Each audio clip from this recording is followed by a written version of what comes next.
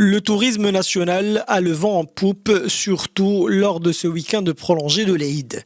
Après un mois du Ramadan pratiquement stable, l'activité hôtelière du royaume a connu une embellie.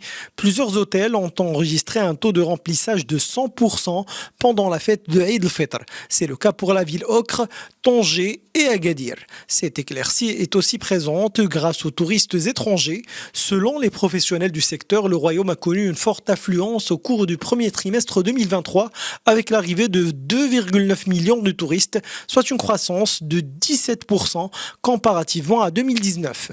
De plus, de nombreux marchés émetteurs ont présenté une croissance au cours des 3 premiers mois de l'année, avec plus 45% pour l'Espagne, plus 28% pour la Grande-Bretagne, plus 9% pour l'Italie et plus 5% pour les États-Unis. Et cette tendance haussière ne s'arrêtera pas après la période post-Ramadan, bien au contraire, et selon les observateurs, les établissements hôteliers du royaume s'attendent à une arrivée massive des touristes à partir de juin prochain, une période estivale qui coïncide avec Eid al-Adha et les vacances scolaires.